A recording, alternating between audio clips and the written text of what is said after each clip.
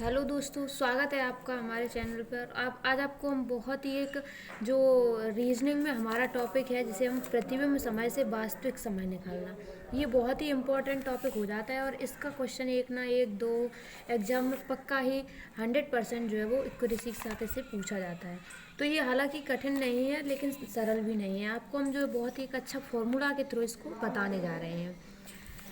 देखिए फ्रेंड्स, सबसे पहले ये फॉर्मूला है। अगर समय जो है वो मिनट में दिया गया हो, जैसे तो हम ये फॉर्मूला का यूज करें, जैसे 24 और 00। आप 24 को हम 23:60 लिख देते हैं ताकि समय मिनट में दिया जाता होता है तो हमें आसानी वाला कि हम यहाँ से भी कर सकते हैं, लेकिन ये हमने क्योंकि 60 मिनट का बराबर 60 मिनट बराबर 1 घंटा होता है, तो ये हमने यहाँ पर 60 मिनट लिख दिया क्योंकि ये 24 ही हो जाएगा। इसी प्रकार दूसरा फॉर्मूला है, अगर समय सेकंड में दिया गया होता है हमारे लिए, अगर समय सेकंड में दिया गया हो तो हम ये फॉर्मूला यूज करते हैं 23, 59, 60। ओके फ्रेंड्स, ठीक है, हम आगे क्वेश्चन की तरफ बढ़ते हैं। 5:45 का दर्पण वास्तविक समय का क्या होगा? ये लोग पूछ रहे हैं कि 5 बजकर, है ना, हमने आपको बताया था कि यहाँ पर मिनट में समय दिया गया है। समय मिनट में दिया गया है तो हम कौन सा फॉर्मूला लगाएंगे? 24 वाला। ठीक है, अब हम इसको सरल करने के लिए इसे हम 23:60 भी लिख सकते हैं।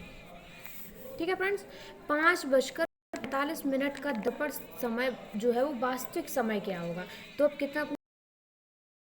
40 मिनट। तो यहाँ पर जो घंटा में है वो घंटा के लिख दिया, मिनट कितने? 45, तो वो हमने 60 के नीचे अकाउंट कर दिए, 60 के नीचे कर दिए, है ना। उसके बाद 00, इसमें से हम इसको माइनस करते हैं। जब इसको माइनस करते हैं तो 00 और 10 में से 5, 5 में से 4 गई 1, और इधर 13 में से 5 गई 8, 1। तो ये हमारा जो है वो समय निकल के आ जाता है 18 और 15। अब 18 हमारी घड़ी में क्या होते हैं? 6:15। ये हमारा हो गया वास्तविक समय, 6:15। ये हो गया इसका आंसर। देखिए फ्रेंड्स, कितने ही सरल तरीके से बताया, बिल्कुल सिर्फ आपको ये एक फॉर्मूला याद रखना है, ये है 23:60 वाला। अगर दो चीज़ें सिर्फ आपको याद रखनी है, पहला है कि समय जो है वो मिनट में दिया गया हो, ओके। दूसरा है अगर समय आपको दूसरा है आपको ये फॉर्मूला। दो चीज़ें आपको याद रखनी है, क्वेश्चन आपका इजीली ही सॉल्व हो जाएगा। बहुत ही इजी ट्रिक है। हमने आपको अभी मिनट वाला, कभी कभी ऐसा भी होता है क्वेश्चन कई बार जो है वो हमें सेकंड में भी दे दिया गया होता है। अब जिस प्रकार से ये दिया गया है, जैसे 7:20 तथा 10 सेकंड हो तो वास्तविक समय क्या होगा? अब इसको हमने आपको बताया है कि अगर समय जो है वो सेकंड में दिया गया होता है तो उसमें हम इस फॉर्मूला का यूज करते हैं। तो ये फॉर्मूला फ्रेंड्स हम यहाँ पर पुट करते हैं 23, 59 और 60। इसमें समय दिया गया है 7:20 और 10 सेकंड। इसको हम इससे माइनस कर देते हैं तो 59, 3 और 1। तो ये हमारा जो है वो आंसर आ जाता है। यानी कि ये हमारी घड़ी में कितना टाइम होगा इसका? 16 का, 13 का 1 होता है, 14 का 2 होता है, 15 का 3 होता है, 16 का होता है 4।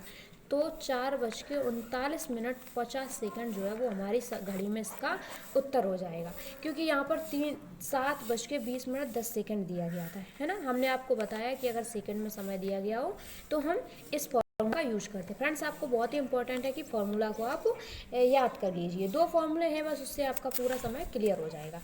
उसके बाद एक बहुत ही इजी ट्रिक है फ्रेंड्स इसकी, कि अगर बहुत ज़्यादा जो सिंपल छोटे एग्जाम होते हैं, जैसे ग्रुप डी लेवल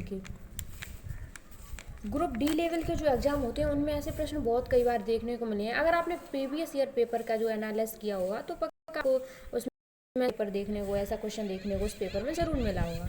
तो जैसे इसमें पूछ रहे हैं कि 3 बजे घंटा और मिनट के बीच स्वयं का कितना कोण होगा।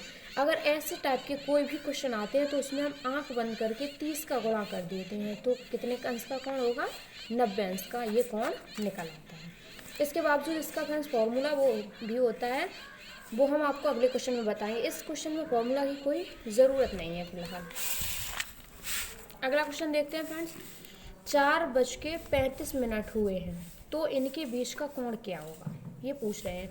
तो इसमें बहुत ही एक सिंपल फॉर्मूला है जो हम आपको लिख के बताते हैं, और आपको ज़रूरत पड़ेगी कि आपको इसको याद करना होगा। तो वो फॉर्मूला है m बराबर 2/11 हावर, यानी कि समय, जो टाइम भी लिख सकते हैं या हावर लिख सकते हैं, it's not matter, plus theta.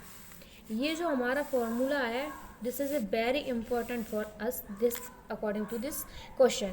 अगर हम ये फॉर्मूलों को याद कर लेते हैं तो हमारे ऐसे क्वेश्चन, एक फॉर्मूलों को याद करने से हमारे मैनी टाइप्स के क्वेश्चंस क्लियर हो जाते हैं। कई बार क्या होता है, अगर हमें ये फॉर्मूला याद है तो कई बार क्या होता है कि हमें टाइम दे दिया जाता है, थीटा दे दिया जाता है और मिनट के बारे में पूछ लिया जाता है। कई बार मिनट दे दिया जाता है, टाइम दे दिया जाता है और थीटा के बारे में पूछ लिया जाता है। तो फ्रेंड्स बहुत ही इजी है ये फॉर्मूला, आप याद कर सकती हैं और मिनटों में आप 20 सेकंड के अंदर इस क्वेश्चन को सॉल्व कर सकते हैं। वो आपको अपनी कैलकुलेशन थोड़ी जल्दी करनी होगी क्योंकि एग्जाम में समय बहुत ही कम मिलता है। समय वेस्ट ना करते हुए वीडियो को आगे बढ़ाते हैं। 4:35, यानी कि हावर जो है वो कितने हैं, 4, एंड मिनट कितना है, 35 है।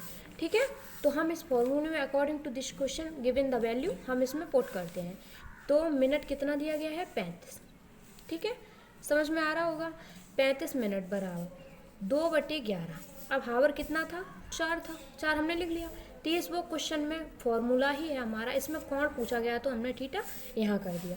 उसके बाद हम क्रॉस मल्टीप्लाई करते हैं तो 35 × 11 इक्वल टू, अब ये 2 जो है, ओके, 2 और 4 × 30 प्लस थीटा, इसमें गुणा कर देते हैं। 11 × 5 = 55, 11 × 3 = 33, 5 = 38 बराबर, इसका अंदर गुणा कर 4 × 12 = 24, 240 प्लस 2 थीटा। अब ये हम इधर जब लेके आते हैं 240 तो वो माइनस के हो जाते हैं, इक्वल टू 2 थीटा। 5, 8 में से 4 गया, 4 बचता है, 2 में से 3 में से 2 गई, 1 इक्वल टू 2 थीटा। अब थीटा बराबर 145/2, तो 2 सत्ते 14, 2 दूनी 4, 2 पंचे 10। तो थीटा बराबर जो हमारा कोण आएगा यहाँ पर वो हमारा इतना आंसर हो जाएगा। ठीक है फ्रेंड्स, अगर आपको ये वीडियो समझ में आया तो प्लीज़ चैनल को लाइक, शेयर और सब्सक्राइब करें। और ये वीडियो ऐसे अगर आपको चाहिए तो प्लीज़ हमें कमेंट करें, हम बहुत कोशिश करेंगे आपको ज़रूर ऐसे क्वेश्चन बताने की।